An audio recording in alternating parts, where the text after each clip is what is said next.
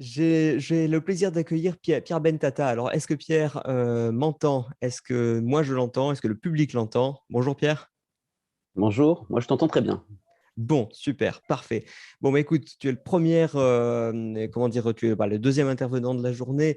Je te présente rapidement, tu es essayiste et enseignant-chercheur à SCBS, c'est-à-dire l'École C'est supérieure ça. de commerce de Troyes. Tu diriges le cabinet d'économique Rinzen, c'est ça?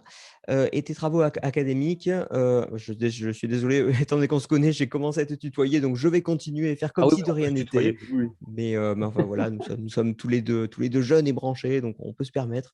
Et tes travaux académiques, donc ça porte essentiellement sur la régulation du numérique, mais la raison pour laquelle on t'invite aujourd'hui, c'est plutôt pour le Pierre Bentata essayiste, puisque à peu près tous les 2 ans, tu nous ponds un essai qui fait le point sur les idées libérales.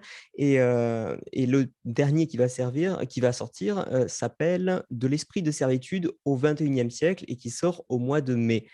Donc, déjà, je te remercie beaucoup de participer à la Fête de la Liberté. Et est-ce que merci à tu vous. peux déjà nous dire ce qui t'a motivé à écrire ce livre? Oui, plusieurs choses. D'abord, j'étais invité à une conférence il y a quelques années par Damien Tellier qui m'avait demandé en fait de faire le point là-dessus, OK. d'intervenir sur la relation qu'avaient les Français au pouvoir. Et donc, en réfléchissant à ça et en exposant mes idées là-bas, en discutant avec les intervenants, je me suis dit qu'il y avait sûrement là quelque chose à creuser. Il y avait sûrement un essai à rédiger. Mmh. Et puis enfin, comme beaucoup d'entre nous, en fait, un peu avant le confinement, j'ai commencé à trouver vraiment qu'avec ce gouvernement, on avait une relation au pouvoir qui devenait quasiment dingue, quoi. Aussi bien ceux qui détestaient Macron et son gouvernement que ceux qui l'adoraient, mais on commençait à avoir une espèce de relation d'amour-haine qui n'avait plus rien de rationnel là-dedans. Et je me suis dit qu'il fallait essayer de comprendre un peu d'où ça venait, surtout quand on s'intéresse, enfin quand on regarde ce que les Français pensent d'eux-mêmes, qui se considèrent être des rebelles, qui se voient vraiment comme l'image du Gaulois réfractaire, et voir qu'il y avait une telle différence entre ce qu'on pense de nous-mêmes et notre attitude vis-à-vis du pouvoir, m'a fait penser qu'il fallait écrire quelque chose là-dessus. D'accord. Ouais. Alors justement, je crois que pour avoir, eu la chance de parcourir, en avant-première, ton essai, ce qui ça fait écho en fait au concept d'Étienne de la Boétie de servitude volontaire. Donc tu parles de nouvelle servitude volontaire, et c'est-à-dire qu'est-ce qui fait qu'aujourd'hui on accepte un niveau de servitude qu'on n'aurait peut-être pas accepté, il y a encore quelques décennies? Et je pense notamment à ce qu'on observe depuis le début de cette crise Covid, le fait que je veux dire, on remplit notre autorisation pour sortir de chez nous, on porte le masque quand il faut porter le masque, même quand, enfin, quand on nous a dit la veille que le masque ça sert à rien, puis le lendemain ça sert, ah bah tiens, ça y est, on se précipite, on fait la queue pour aller acheter son masque. Qu'est-ce qui fait profondément qu'on accepte de sacrifier autant de liberté? Ben, il y a selon moi plusieurs raisons. D'abord, si on compare, parce que c'est vrai, le titre, enfin tout est fait pour être une sorte de réponse en bien moins puissant, bien sûr, à la Boétie. Mais ce qui m'a choqué, c'est qu'il y a une vraie différence entre le cerf que la Boétie décrit et les capacités qu'a un citoyen aujourd'hui. La Boétie, dans cet ouvrage qui est vraiment génial, nous montre bien que finalement, il y a deux raisons pour lesquelles on peut être asservi. La routine, l'habitude en fait, ou la déshabitude de la liberté, le fait de l'avoir jamais vécu et de l'avoir même pas à portée de main, et puis le divertissement. Sauf que quand on regarde le citoyen aujourd'hui, il est dans une situation qui est un peu différente. D'abord, il sait lire et écrire, quasiment, on a plus de 95% de la population qui sait le faire. On est en permanence abreuvé d'informations. C'est pas très compliqué de se renseigner sur ce qui se passe. Et même si on peut critiquer la société du divertissement aujourd'hui, pour moi, le problème est vraiment très différent. On serait même à l'opposé du cercle de la Boétie, parce que pour pas être informé de ce qui nous arrive, il faut vraiment le vouloir. Il faut être capable vraiment se mettre dans une bulle qui est Oui, c'est quasiment difficile de impossible ne à pas être partir au du moment où courant, vous ouais. avez c'est ça, si vous avez un smartphone, ou si vous avez la télé, ou si vous allez un peu sur les réseaux sociaux, vous voyez ce qui se passe. Donc il y avait quelque chose d'autre. Ça disqualifiait pas ce que disait la Boétie, pas du tout, mais par contre, il me semblait qu'il y avait ici une cause qui était différente et qu'il fallait aller développer. Et moi, en essayant de dérouler ça, et puis de regarder historiquement, même avant le Covid, parce que à la limite, on peut dire que c'est une situation exceptionnelle. On est dans une forme d'hystérie collective quand même très forte. Mais même avant ça, quand vous regardez l'évolution du nombre de lois, alors je ne sais plus, on est à plus de 84 000 articles législatifs, 230 000 articles réglementaires, 30 000 pages de plus dans les codes en 15 ans. Enfin, on voit bien ici que c'est un mouvement de fond, quoi. Et donc, j'essaye de regarder historiquement à partir de quand on a changé d'attitude vis-à-vis de l'État. Et j'en trouve trois causes, en gros, qui sont d'abord la peur. On a une relation à la peur qui est une relation assez nouvelle. Alors, d'ailleurs, vraiment principalement dans les pays occidentaux. Oui. Ce sont les pays les plus riches qui sont aussi les plus trouillards, ce qui peut s'expliquer d'un point de vue économique, mais qui pose quand même des questions sur le plan psychologique et politique. Ouais, tu disais, on a La plus à deuxième perdre raison, parce qu'on vit longtemps, oui, et on vit confortablement. Donc, effectivement, on n'a pas envie de risquer sa vie en allant défendre quelqu'un dans la rue ou je ne sais pas quoi. C'est parce qu'on a beaucoup à oui, perdre. oui, tout à fait. Mm. Tout à fait. La peur se comprend. Et d'ailleurs, elle a des vertus. Quand on voit les taux de criminalité qui s'effondrent dans nos pays, on est vraiment des pays très pacifiques. Il y a des bonnes choses là-dedans. En Oui, revanche, on voit que ce qui a suivi ce renforcement de la peur, c'est aussi une transformation du rapport à l'État. Et ça, on le voit très bien quand on regarde le rôle de l'État en termes d'assurance. Le rôle assurantiel de l'État, ou si on suit l'histoire de l'assurance en Europe, on voit très bien qu'on est passé d'un mécanisme que, par exemple, Evald, qui est le spécialiste de l'assurance en France, appelle un mécanisme de prévoyance, où l'assurance était privée, c'était à chacun de faire face au risque, et puis chacun l'assumait comme il pouvait ou comme il voulait. Et s'il se passait quelque chose, ben, à vous de dédommager les gens ou à vous de vous débrouiller avec le coup du sort qui venait de vous arriver. Et le risque était considéré comme ça, un coup du sort, la providence, la faute à pas de chance. mm, Et puis, lorsqu'on a commencé à avoir une industrialisation assez forte et que les risques ont commencé à devenir homogènes, à se ressembler dans la population, euh, on a trouvé qu'en fait, il était sûrement plus efficace, et c'est beaucoup de décisions de justice qui ont amené à ça, oui, d'avoir une mutualisation des risques. Mais une mutualisation, ça signifiait aussi, dans notre esprit, une collectivisation des risques. Et on est passé à un système qui était vraiment un système de prévention, dans lequel le risque est quelque chose de collectif, mais s'il est collectif, il doit être assumé par une instance supérieure. Et on a eu un glissement comme ça jusqu'au moment, la consécration qui a été le principe de prévention, où ce qui comptait était plus d'être capable de prendre en charge le risque, mais de maîtriser la probabilité qu'un événement apparaisse, d'agir en se demandant en permanence quelles seraient les causes potentielles d'un risque. Et donc là, évidemment, ça nécessite de contrôler des comportements, ça nécessite d'autoriser certaines choses ou pas, alors parfois en dépit du bon sens, comme dernièrement le cas du vaccin AstraZeneca, mm, où vraiment on va avoir une décision qui tombe et on interdit. Euh, ce qui se comprend encore une fois en termes de perception des risques, parce que oui, il y a plus de choses à perdre, mais si on regarde, si on avait eu ce principe de précaution au moment de la révolution industrielle, on n'aurait pas eu de révolution industrielle.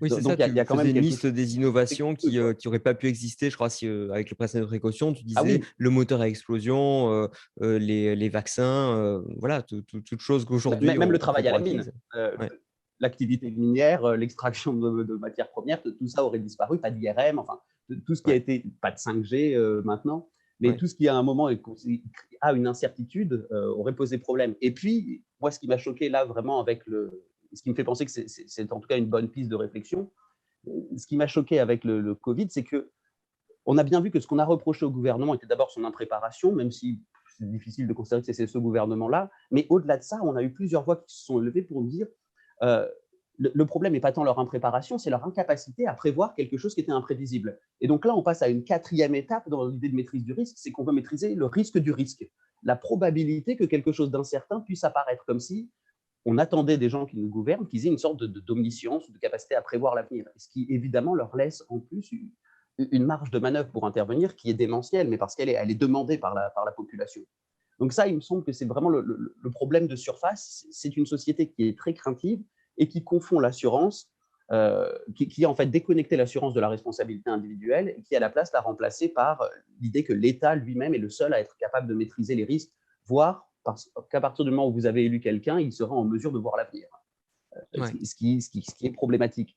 Mais au-delà de ça, je vois deux autres arguments qui sont encore plus profonds. C'est l'espérance dans une société idéale dont personne n'est capable de définir les contours, mais qu'on attend quand même de ceux qu'on a mis au pouvoir.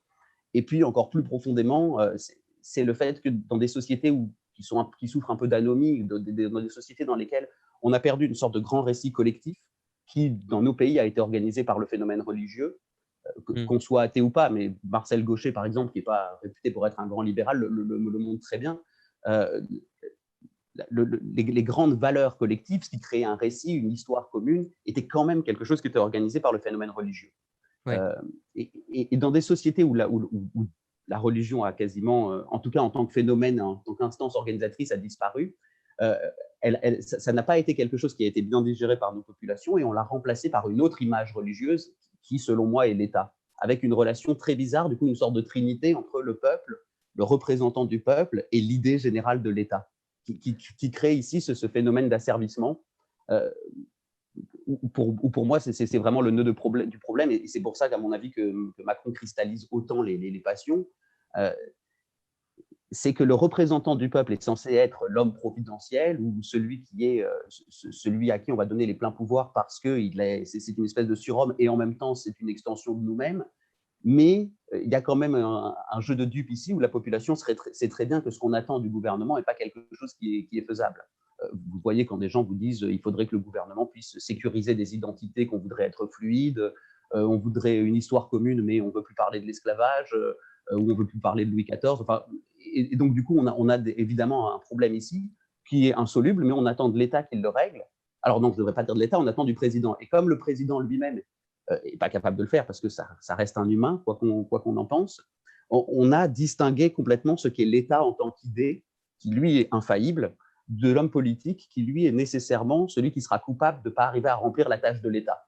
Et donc on se retrouve dans une situation très bizarre où finalement l'homme politique est toujours celui qui est au départ un messie, Oui. pour au final être celui qui sera détesté, pour devenir le bouc émissaire. Et tout ça pour sauver l'idée de l'État. Pour le dire autrement, c'est ce que disent tous les politiques. Non, mais c'est pas la loi ou la réforme ou le plan qui était un problème. C'est finalement que l'homme politique qui était en place n'avait pas les épaules.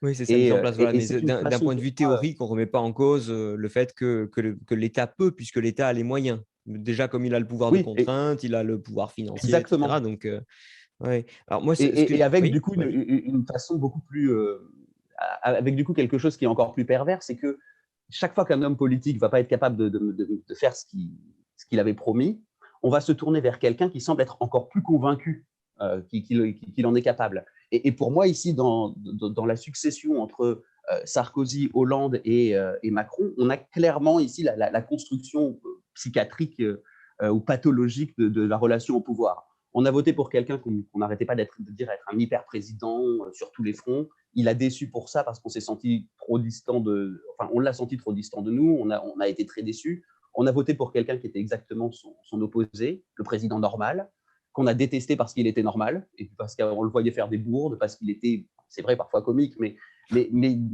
parce que c'était un humain, quoi. Et lui avait en fait pas fait d'autres promesses que de nous dire, bah, je suis normal, quoi. Vous me verrez me balader avec des croissants, Oui, draguer une voilà, c'est meuf. ça, de ce côté-là, il a plutôt tenu son ses engagements, quoi. Oui, mais finalement, les deux ont été détestés parce qu'ils Bien avaient sûr, tenu ouais, leurs promesses, ils avaient tenu bien sûr. leur engagement. Alors, je ne parle pas vraiment dans les faits, dans les réformes qui sont mises en place, mais leur attitude a été conforme à ce qu'ils nous ont présenté. Et du coup, on a voté pour une sorte de synthèse qui lui-même s'est présenté en nous disant je suis jupitérien, je suis le maître des horloges, je suis l'homme providentiel que vous cherchez. Et sans pousser la caricature, on voit vraiment qu'il y a quelque chose de religieux là-dedans. Quand vous êtes Jupiter et le maître des horloges, d'un point de vue mythologique, vous êtes Chronos et vous êtes Zeus, vous êtes le père et le fils, quoi. Ouais, bien Il y a sûr. vraiment quelque chose avec une attente délirante du coup à l'égard de notre politique. Et donc ce qui m'inquiète, c'est vraiment comment sortir de là, parce que qui on va choisir la prochaine fois. Si à chaque fois le but est de trouver celui qui paraît être le plus illuminé et de voter pour lui parce que c'est celui qui nous présente les idées les plus farfelues ou qui se croit lui-même Bah, je omniscient. pense, voilà, Euh, c'est ceux aussi qui savent affirmer avec le plus de confiance en eux et avec, le plus d'aplomb en quelque sorte, comment dire? Un programme, même si on sait qu'il n'est pas possible, je pense que les gens ont tellement envie d'y croire que même ceux qui savent bien au fond que c'est pas possible que le gouvernement le fasse, ils se disent: «Putain, mais celui-là, il a l'air vraiment convaincu, il annonce des trucs forts, je vais faire des réquisitions, je vais reprendre le contrôle des banques centrales, je vais ceci, cela». Enfin bref, on a l'impression que, voilà, que lorsque quelqu'un arrive de manière suffisamment affirmée, ça va marcher. Ça va marcher. En oui, et c'est même encore pire parce que en fait, je pense que personne n'est dupe. Quand un président vous dit je vais en même temps ouvrir et fermer les frontières, ou là, typiquement le dernier exemple, on va faire un Ouais, confinement à Paris, mais c'est un confinement où vous pouvez vous promener. on, on voit très bien que ça n'a aucun sens. Mais ouais. et je pense que personne n'est dupe. On ne peut pas avoir de la mondialisation et en même temps des frontières fermées, de la protection de l'emploi et de l'entrepreneuriat. Enfin, ces choses-là ne sont pas possibles. Quand on vous dit on veut avoir une liberté absolue de tout le monde, mais un droit à pas être frustré, qui est la grande nouvelle idée Oui, qui est très bien occidentale, exprimé comme dire, des dans ton États-Unis. livre d'ailleurs, hein. C'est les histoires de gender fluid et cetera. Je trouve que c'est enfin moi, si je peux me permettre sur ton livre, je trouve ça, très bien écrit justement parce que ça met des mots sur des idées qu'on avait compris, mais qui sont exprimés, assez clairement et je trouve que justement c'est dit sans animosité à l'égard des personnes qui se disent, en fluidité de genre ou en je sais pas quoi, enfin qui disent qu'ils sont monsieur le matin, madame le soir, et cetera.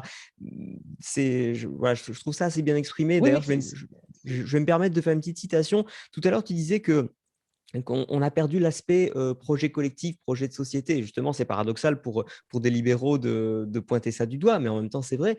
Je te cite, hein: «C'est qu'en ne proposant aucun sens collectif, le libéralisme ne fédère pas. Pire, pensée logique et terre à terre, il n'offre pas d'idéal clé en main, pas de statut de l'espèce, pas de recette miracle. Coupé du transcendantal, il a fini par être taxé d'immoral. Dans l'acception actuelle, le libéral est un sale type, un égocentrique, matérialiste et adepte du chacun pour soi. Et s'il faut choisir entre cela et l'asservissement à l'État au nom de grands principes, mieux vaut encore la servitude». Est-ce que c'est ça qui nous manque? C'est un projet qui fait rêver? Parce que là, finalement, si notre projet, c'est de dire: «Ouais, c'est il faut qu'on me laisse tranquille», ça c'est pas vendeur, quoi. Enfin, c'est vendeur pour nous, mais est-ce qu'on n'a non, pas oublié c'est le vrai. besoin de récit collectif? Oui, je pense que c'est notre grande faute, c'est notre grande erreur, d'avoir une pensée.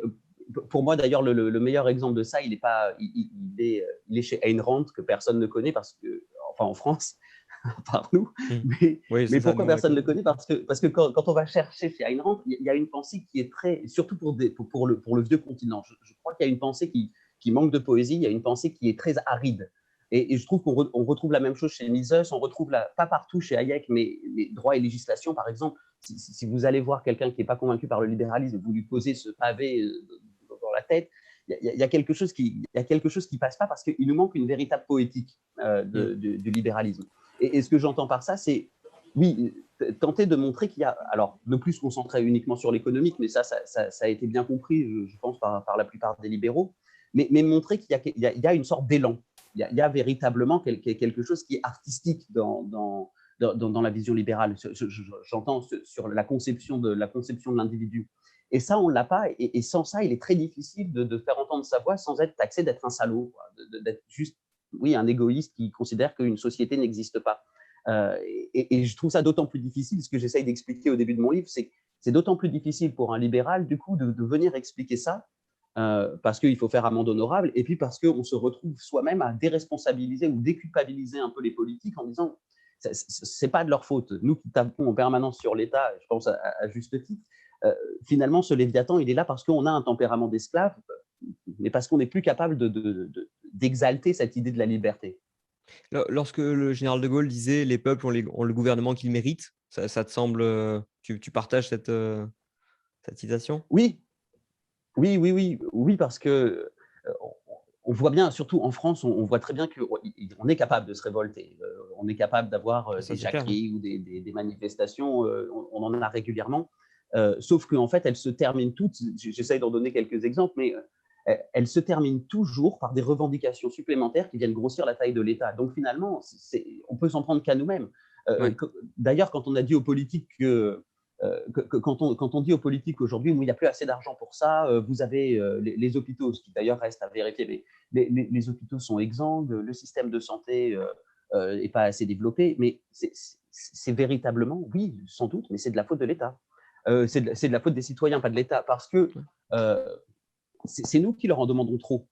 Finalement, moi, ma conclusion, c'est que, et c'est la raison pour laquelle, la dernière raison pour laquelle j'ai écrit ce livre, c'est que l'État est mort tel qu'on le connaissait. L'État très puissant est mort, mais parce qu'on a tué cet État. À force de trop en demander, à force d'essayer de le faire intervenir partout, on a tué l'État tel qu'on le connaissait. Un État puissant qui peut se concentrer sur ses fonctions régaliennes. Sauf que, exactement dans la même idée que Nietzsche défend lorsqu'il dit que Dieu est mort, se coltiner par contre l'ombre de l'État, c'est ce qui est encore le plus inquiétant, parce que quand la bête est quasiment morte, et que tout le monde est prêt à faire n'importe quel sacrifice pour la garder en vie, c'est le moment où un État peut devenir très puissant parce que vous allez mettre au pouvoir un totalitaire, parce que vous allez accepter n'importe quelle forme de réduction de vos libertés au motif que c'est le seul moyen de protéger l'État. Et c'est là où il y a quelque chose d'inquiétant. Donc, oui, je partage tout à fait cette idée. Et si on arrive à quelque chose de pire, on pourra encore une fois s'en prendre qu'à nous-mêmes. Comment est-ce que tu expliques que lorsque, il y a eu un alignement de la taxe, du diesel sur celle de l'essence, on a eu des guillotines, fictives sur les ronds-points, on a eu des commerces cassés, dans toutes les villes de France pendant des semaines de suite, des gens qui voulaient prendre l'Assemblée nationale et cetera. Donc je répète, hein, pour un alignement de la taxe du diesel sur celle de l'essence. Donc voilà, les gilets jaunes. Et aujourd'hui, où il faut une Ausweis pour sortir, où on est en train de nous expliquer, avec qui on a le droit de coucher, pas coucher, combien de personnes dans notre famille on peut voir, et cetera. Enfin bref, tout ce qu'on a comme restriction de liberté. Et là, on a l'impression que plus personne, ça s'évapore. Enfin, même, je veux dire, aux Pays-Bas, ils ont des émeutes et nous, les gens ont l'air d'être résignés, d'accepter tout ça. Comment t'expliques ce paradoxe, hein? Puisque tu as parlé des gilets jaunes dans ton livre. Oui, oui. Bah, d'abord parce que pour moi, il n'y a pas vraiment de paradoxe, en fait. Ça participe de cette idée que on se croit rebelle, mais que sur le fond, en fait, on ne l'est pas du tout. Sauf que comme on a une sorte de relation d'amour-haine à l'État qui est complètement irrationnelle, ou disons illogique plutôt qu'irrationnelle, Ouais. les deux vont ensemble. Les gilets jaunes, ça a bien commencé par un ras-le-bol qui s'explique très bien pour des raisons économiques, le phénomène de métropolisation des sociétés. On Oui, la avait France là les périphérique, gens qui qui étaient… en qui en avait marre de se Oui, prendre encore un petit et poids donc on supplémentaire comprenait sur le très dos, bien quoi. que, voilà, c'est ça, la moindre étincelle a créé ça, mais en revanche, très rapidement, ça s'est organisé et ça a pris une autre direction. On a vu les cahiers de doléances apparaître, ce qui peut bien dire ce que ça veut dire. Une doléance, c'est quand même une réclamation, quoi, auprès du pouvoir. Enfin, on a vu des demandes qui étaient des demandes, la liste des 42 demandes des Gilets jaunes, ce ne sont que des demandes qui sont des demandes de plus d'interventionnisme, de réduction Ouais. des libertés, de taxation, de régulation. Donc, finalement, ce n'est pas très différent. On a ici un peuple qui est rebelle dans les marges d'un État qu'il pourra rendre plus puissant. C'est ce que j'ai appelé, moi, la désobéissance servile. On Ouais. désobéit, mais à condition que ça permette de renforcer le pouvoir. Donc, de ce point de vue-là, il n'y a pas vraiment de paradoxe pour moi, parce que c'est bien la même population qui est prête à tout lorsque l'État est en danger. Or là, il y a eu une vraie docilité, à mon avis, parce qu'au-delà de la peur que causait au départ la pandémie, lorsqu'on ne savait pas ce que c'était, maintenant on commence à mieux voir, mais au début on pouvait comprendre qu'il y a une très grosse inquiétude. Ouais. Mais surtout, on s'apercevait que ce qui était pour nous le joyau de la couronne, le système de santé, ce qu'on pensait être un insubmersible dans le pays, alors que lorsque vous travaillez dans le domaine de la santé, comme c'est mon cas, vous savez que personne ne nous envie notre système. Il n'y a pas un pays au monde où les Ouais, gens le veulent système que recopier tout le notre monde nous système. envie et que personne ne copie, quoi, en quelque sorte, hein. Oui, personne. Mais en plus, quand vous en parlez à des spécialistes aux Pays-Bas, à Singapour, les systèmes qui fonctionnent, personne ne veut de ce truc, quoi. Et même les Américains, ça les fait rire parce qu'on a une vision tellement fantasmée de leur système. Enfin, ça n'a vraiment pas de sens. Mais là, notre système était tellement en danger que je crois inconsciemment, tout le monde était prêt à faire n'importe quoi pour le sauver. D'ailleurs, c'est ce qui a été fait. La société civile s'est vraiment manifestée et a joué à plein pour sauver le système. Des gens chez eux qui ont fait des masques, ceux qui fabriquaient les gels hydroalcooliques, les grandes sociétés qui ont transformé leur chaîne de production pour fournir tout ce qui pouvait être fourni aux hôpitaux. Et pourtant, personne n'a même attendu d'être remercié ensuite. On n'a jamais parlé de la société civile. Parce Ouais. que l'idée Bah, on n'était leur pas a là. même C'était interdit de juste faire des masques, enfin Oui, celles oui. qui cousaient par exemple des masques, qui les vendaient, ce qui était bien normal, elles y passaient du temps, on leur a interdit ensuite d'en faire une activité à partir du moment où ça y est, on a pu retrouver des masques dans le commerce, ça y est, maintenant il fallait une licence, c'était terminé comme ça Oui, de oui, pouvoir, tout à fait. alors qu'elles venaient C'est à pour peine ça de qu'on pouvoir voit. commencer à rentrer dans leurs frais, quoi. C'est ça. Mais c'est pour ça que c'était pour moi, c'est très représentatif de notre relation au pouvoir. On était vraiment prêt à tout pour sauver ce qui était pour le dernier symbole ici de la puissance française, en tout cas dans notre inconscient, quoi. L'idée de protéger le système de santé. Et même aujourd'hui, personne ne parle du fait que le système de santé est défaillant. On n'en parle pas. On voit bien qu'on n'arrive pas. On n'arrive pas à diffuser les vaccins. On a eu des problèmes de logistique. On ne sait plus comment les distribuer. Mais il y a un tabou ici parce que c'est vraiment le grand symbole de la puissance de l'État.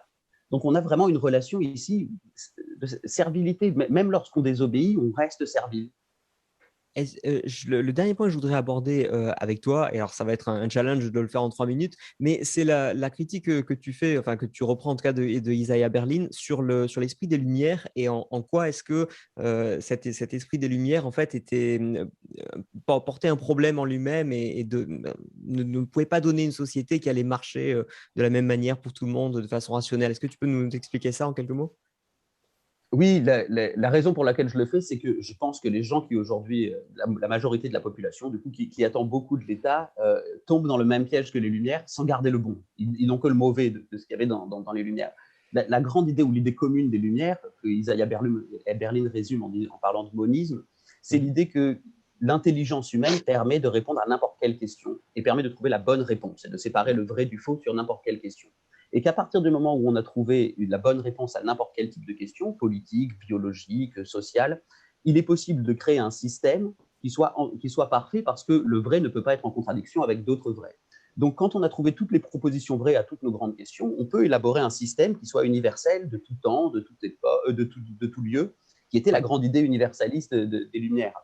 Euh, et je crois que on a découvert que ça marchait pas parce que la culture existait, parce que les racines existaient, parce qu'il y avait du sentiment au-delà de la raison. Mais il y a une vraie différence entre ceux qui aujourd'hui sont ces nouveaux monistes qui espèrent un monde idéal et les Lumières. C'est pour ça que tu ne disqualifies pas du tout. Je me sens toujours moi proche des Lumières. Mmh. C'est que eux voyaient là-dedans l'exaltation de l'individu. C'est la perfectibilité de l'individu, c'était sa raison, c'était l'intelligence individuelle et c'était le choix des individus de faire corps ensemble qui était capable de montrer ce projet. Donc il y avait une sorte d'hubris complètement folle, mais qui en même temps était quelque chose qui exaltait l'homme. Alors qu'ici, on a rajouté simplement comme proposition que c'est plus l'individu qui est capable de le faire parce qu'il est défaillant, parce que l'homme est mauvais pour l'homme, pour la planète, etc., qu'on est tous, on se déteste tous pour des raisons sociologiques. Et donc, on a substitué à l'homme l'État. Et là, par contre, c'est dramatique parce que vous espérez un monde idéal dans lequel vous ne posez aucune question sur ce que peut être cet idéal, il change au gré de vos humeurs et c'est à l'État d'agir.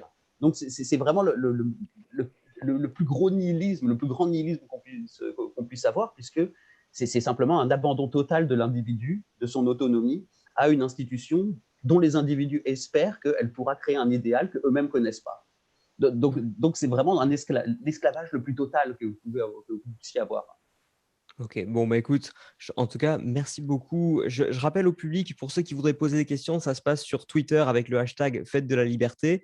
Donc, n'hésitez pas à y aller, mais on prend les questions uniquement sur Twitter.